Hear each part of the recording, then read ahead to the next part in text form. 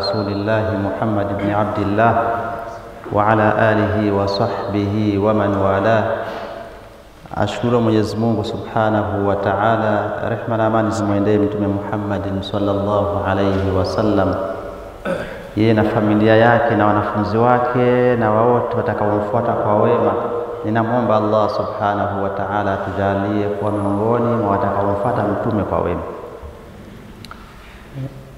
Ndugu zangu, nilipokaribishwa sauti ya Sheikh Mas'udi imesema tunamkaribisha kiongozi wa maimamu. Ni kweli huyo ndio kiongozi wa maimamu, lakini kwa sasa,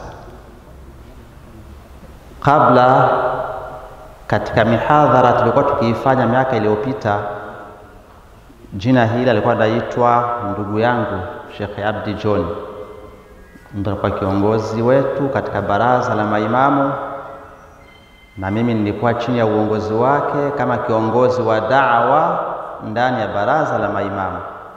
Lakini kwa sasa nimepanda ngazi mpaka nimefikia kwenye daraja hiyo, nimechukua nafasi yake. Allah muhifadhi kaka yangu na mlipe mema kwa juhudi zake alizofanya kwa ajili ya baraza hili. Insha Allah na sisi ambao tumerudi nafasi yake atuwezeshe Allah Subhanahu wa Ta'ala kuyafanya mazuri sawa na juhudi zetu. Ndugu zangu, ninachotaka kusema ni kukumbusheni katika historia aliyoinukulu Mwenyezi Mungu Subhanahu wa Ta'ala ndani ya Qur'ani tukufu, katika vita alivyoviongoza Mtume Muhammad sallallahu alayhi wasallam vya Banu Qaynuqa, akipambana na baadhi ya wanafiki, baadhi ya Mayahudi ambao walikuwa wanaishi nje kidogo ya Madina. Anasema mama Aisha alikuwa na kawaida, mtume akitaka kutoka kusafiri alikuwa anafanya kura baina ya wake zake, kwa sababu alikuwa na wake wengi zaidi ya mmoja, na tabia ya wanawake mara nyingi hupenda kujihisi na kujiona yuko karibu ya mume wake. Hiki kitu kina mama wanapenda sana, masha Allah, na alhamdulillah ni fahari mwanamke kuonekana pembeni ya mume wake, wakiambatana, wakiongozana kutoka sehemu kwenda sehemu nyingine. Inapendeza kabisa. Kwa hiyo inapofikia hatua ya mume kuwa na wake zaidi ya mmoja, kila mmoja katika wanawake huwa ana hamu ya kuonekana mara kwa mara akiwa karibu ya mume. Sasa hili alilielewa Mtume Muhammad sallallahu alayhi wasallam. Kwa hiyo akalazimika anapokuwa na safari za kutoka na anatakiwa atoke na mwanamke, basi anafanya kura kati ya wake zake, ni nani nitakayetoka naye safari hii. Kwa katika vita hivi vya Banu Qaynuqa, kura ikaanguka kwa mama Aisha, mkewe Mtume Muhammad sallallahu alayhi wasallam, ambaye alimuoa bado binti au bikra. Wametoka, wamekwenda safari, wamekwenda katika vita, lakini huko yakatokea yaliyotokea ya ajali. Yule mama kwa kuwa ni mke wa mheshimiwa, ni mke wa mtume, ana heshima yake na daraja, akawekewa watu maalumu wa kumsaidia katika safari asichoki. Wakaleta vile vipoyo vyao vile vya kubebea watu, kimepambwa, kimefunikwa kwa juu, kina watu wanakinyanyua mbele na nyuma, na mama katikati mle ndani amekaa, alafu kimefunikwa na manguo, hauwezi kumuona aliyekaa ndani. Ndio gari zao zama zile. Walipokwenda huko, wamefanya shughuli zao mpaka zimekamilika, imefikia hatua ya kurudi. Sasa linatoka tangazo, jamani, jiandaeni tunarudi Madina mjini. Mama Aisha anasema niliposikia hili tangazo kidogo nikaona niende hali ya kuwa nimejiweka sawa, nimejiandaa, mwili uko sawa, baadaye nisije nikasumbuka njiani. Akatoka kidogo, akaenda kama porini au mbali kidogo na watu, labda kwa haja au kujisaidia. Huko ule msafara magharibi, usiku umeingia, ukanyanyuka, hawajui kama Aisha akaenda huko. Wakaanza safari ya kutoka pale kurudi Madina. Mama Aisha anasema nilipokuwa ninarudi Ghafla njiani tena nikakuta sheni yangu imekatika njiani, imedondoka, nikarudi kuitafuta. Kwa ule muda wa kwenda kujisaidia na kurudi tena kwenda kutafuta sheni yangu, nikakuta msafara umeondoka, umekusha kwenda zake, na hawajui kama Aisha yuko kule hajarudi. Anasema mama Aisha, miaka hii wanawake tulikuwa na miili midogo midogo, hatu nenepi tukafura, kwa sababu tunakula chakula ndogo sana. Chakula zao ni tende tatu, mtu anakunywa maji anashinda na analala. Hakuna virutubisho vya kujenga mwili mpaka ututumke unenepe. Wale waliokuwa nabeba kile chombo cha kumbeba Aisha hawakuhisi tofauti ya kuwa humu ndani ya chombo hamna mtu, kwa sababu hata mtu mwenyewe hakuwa ni mzito. Kwa hiyo wakanyanyua wakaondoka zao, wakaenda na mtume akiwa nao, wakaenda zao. Mama Aisha anarudi, anasema nikakuta tayari msafara umeondoka. Nikasema ya Rabbi, itakuwaje mimi kwangu? Wamekusha niacha, wamekwenda. Na ni mwanamke, hawezi kwenda peke yake katika barabara ile ndefu, anaweza kukutana na maudhi njiani, nani atamsaidia? Akasema nilichofanya nikaona bora tu nilale hapo chini pembeni, labda wakifika kule mbele watagundua kama simo katika msafara, watarudi kunitafuta, watanikuta hapa. Akalala pale Aisha usiku. Ghafla akaja mtu anaitwa Safwanu ibn Mu'attil. Alipopita pale akaona kitu cheusi barabarani kimelala, kusogea akamkuta ni mama Aisha. Safwanu ana ngamia wake mkononi. Mama waaminifu, vipi? Akasema ametokea haya na haya na haya na haya, ndio tatizo limetokea. Kasa basi panda ngamia wangu nikusogeze twende. Akamweka kwenye ngamia Aisha, akashika ile ngamia akaenda naikokota, wanaelekea kwenda kufika mpaka mjini Madina. Ndugu zangu, walipoingia Madina mjini, hapa ndipo tatizo lilipoanzia. Yale mabaraza ambayo kaka yangu Sheikh Abdul Shakur ameyasema hapa, baraza letu za kahawa, tunasema mengi ya ukweli na ya uongo.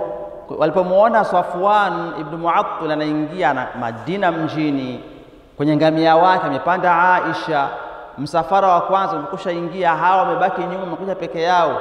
Abdullah ibn Ubay ibn Salul, kichwa cha wanafiki, pale akapata ngazi ya kupandia. Na kwa kuwa alikuwa hapendi ujio wa mtume katika mji wa Madina, kwa sababu wakati mtume yuko Maka hajaingia Madina, huyo alikuwa kiongozi wa Madina. Sasa alipoona mtume anakuja, akajua sasa uongozi wake unakwisha na heshima itahamia kwa mtume, akawa ni adui wa mtume chini kwa chini. Lakini Muislamu akaanza kutangaza habari, mmewaona wamekuja wawili, walikuwa wapi, walikuwa wanafanya nini, wamejichelewesha, wamefanya wakafanya, wanajuana ya kwao. Akatembeza habari, zikatambaa. Tangu siku hiyo ikaonekana Aisha ni mchafu, Aisha ni mzinifu, kazini na Safwan ibn Mu'attil. Habari zikatembea. Hizi habari zikavaliwa njuga na watu wanne, mmoja wao huyo Abdullah ibn Ubay ibn Salul, mtu wa pili Hassan ibn Thabit, mshairi, mtu wa tatu akiwa ni mwanamke Hamna bintu Jahshi, lakini pia akaweko mtu mwingine wa nne ambaye yeye ni katika kinasaba na familia ya Abu Bakr Siddiq radhiyallahu anhu. Hawa wakatembeza hizi habari, wakazikuza Madina, zikamfikia Mtume Muhammadin sallallahu alayhi wasallam. Mtume alihuzunika sana, maskini. Mtume alisononeka, roho ikauma, roho ikaumia. Kwanza anamwangalia mke wake maskini, heshima yake, miaka yake ni mdogo, kamuoa bado binti mdogo, anampenda kufa na kupona. Alafu kumetokea hili la kutokea, Mtume akakaa baina ya mashaka. Inawezekana mke wangu wa Aisha kweli kathubutu kufanya kitu kama hiki? Roho ya Mtume inahangaika. Baba yake Aisha, Abu Bakr Siddiq, ndiyo rafiki pete na kidole na Mtume Muhammadin sallallahu alayhi wasallam, na Mtume akamuoea Abu Bakr. Kwa hiyo Abu Bakari akawa ni mkwe wa Mtume. Kwanza kulikutwa urafiki baina ya Mtume na Abu Bakr tangu wako vijana, wangali wadogo, wanakuwa pale Maka ni marafiki. Imefikia wamehama wote kutoka Maka, wako Madina, kampa na binti yake kumuoa. Ikawa ni aibu pia kubwa kwa Abu Bakr Siddiq radhiyallahu anhu. Na hawa wawili ni vipenzi, Mungu kawasifu, idh yaqulu li sahibihi la tahzan inna Allaha ma'ana. Mtume alipomwambia rafiki yake Abu Bakari, usihuzunike, Mungu yuko pamoja na sie, wakati wanahama kutoka Maka wanakuja Madina, wamejificha ndani ya pango. Kwa Qur'ani kathibitisha kama Mtume na Abu Bakri ni marafiki wawili, walikuwa wananyimana usingizi tu. Huzuni zimewajaa wote wawili, baba na mkwe wake, kwa haya yaliyotokea kwa Aisha.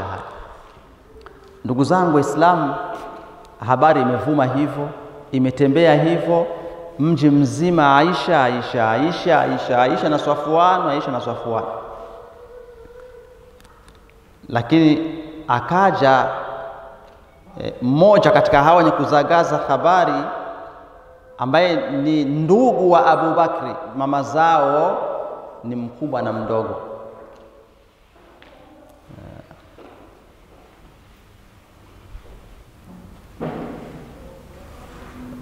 Mistah nadhani jina lake, Mistah ndio anaitwa Mistah.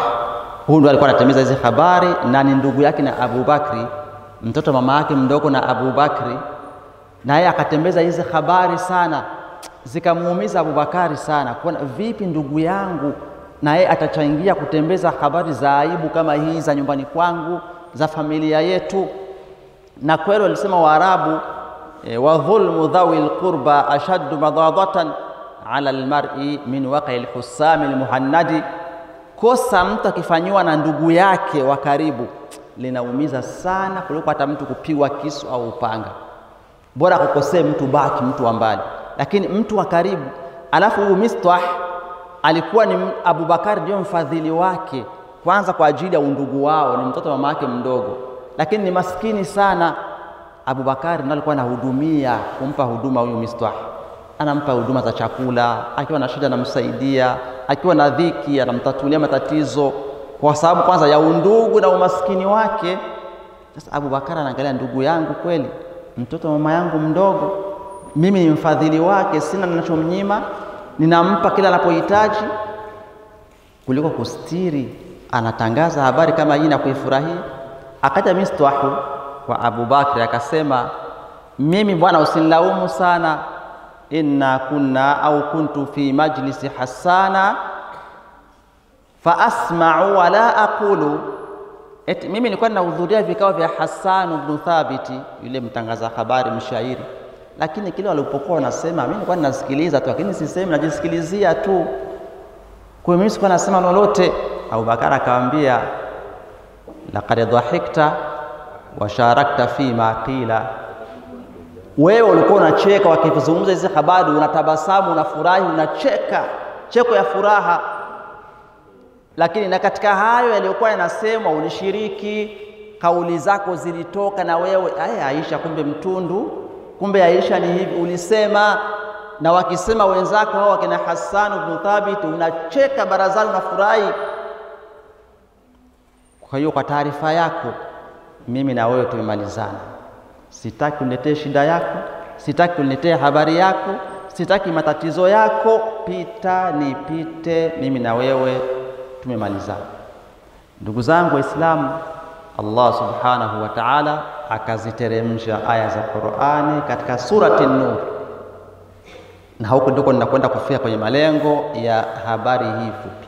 Aya za mwanzo Mungu kamweleza mtume kwanza, innal ladhina ja'u bil ifki usbatun minkum. Kwanza tambua mtume, hiyo habari inayotangazwa ni ya uongo. Kwa hiyo wanaoitangaza hii habari ni kundi miongoni mwenu Waislamu hao. Maanake asidhani mtume kama ni habari zimeletwa na watu baki maadui makafiri. Hapana, ni mwa hao na wanafunzi wao. Abdullah ibn Ubay ibn Salul, Hassan ibn Thabit, Mistah ibn Mu'attil na huyu mama Himna bintu Jahshi. Watu wanne ndio wanazagaza hizi habari, lakini ifkun adhimun, ni uongo mkubwa, tena uko wazi, si kweli. Aisha hajafanya hayo. Mungu akaja kumsafisha Aisha. Naambia kama Qur'ani isingeteremka siku hiyo ingekuwaje?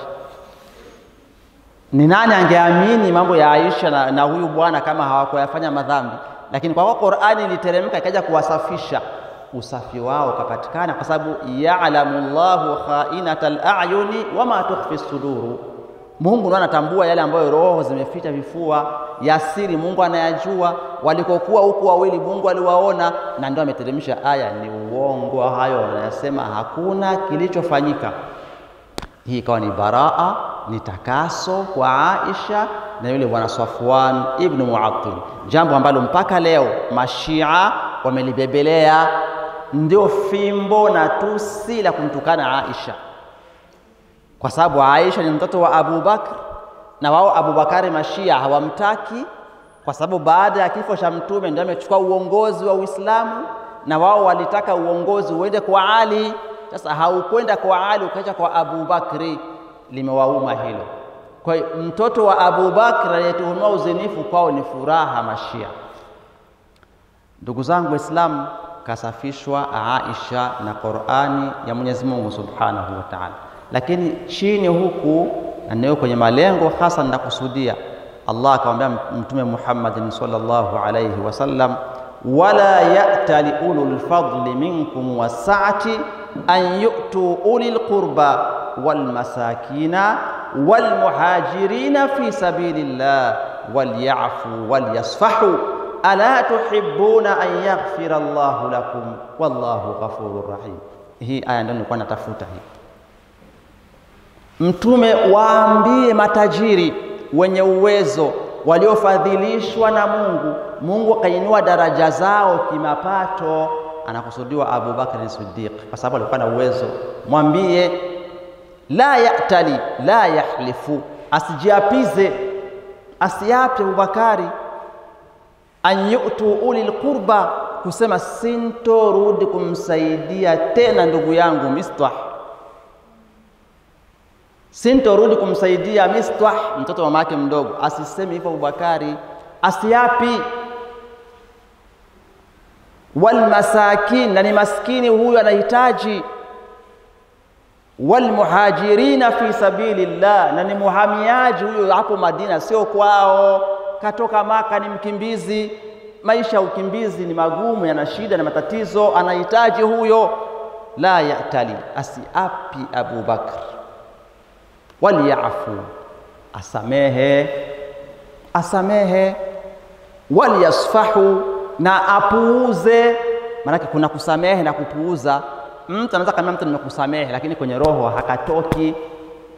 Siku atakukwaza tu kidogo tu nakarudisha. Unakumbuka ile siku? Maana ulisamehe lakini haukusahau, haukupuuza. Sasa wal ya'fu wal yasfahu, atoe msamaha na apuuze aliyotokea. Ala tuhibbuna an yaghfira Allahu lakum, hautaki Mungu akusamehe na wewe?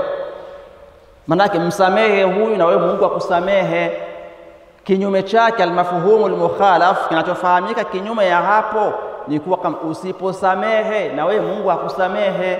Sasa ukitaka msamaha wa Mungu, kwanza na wewe samehe. Ndugu zangu, aya hii ilipoteremka, Mtume Muhammad sallallahu alayhi wasallam akamsomea Abu Bakri ujumbe wake, barua yake kutoka kwa Allah subhanahu wa ta'ala. Aliposikia maneno Abu Bakr akasema, inni wallahi la uhibbu an yaghfira Allahu li, nina hamu Mungu anisamehe, ninataka Mungu anisamehe.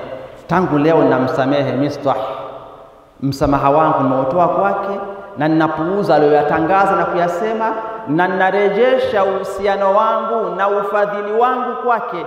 Tangu siku hiyo Abu Bakar akaanza tena kutoa huduma kwa Mistah, akaanza kumsaidia mtoto wa mama yake mdogo, akamsamehe makosa aliyoyafanya, kumtangazia uchafu binti yake, na akapuuza yote yaliyotokea. Watukufu wa Islamu, sawa na muda ninasema, nataka kukumbusheni ni kuwa mashekhe, Mungu awalipe kheri, wamepita wengi hapa, wametueleza mengi juu ya mwezi mtukufu wa Ramadhani na funga yake.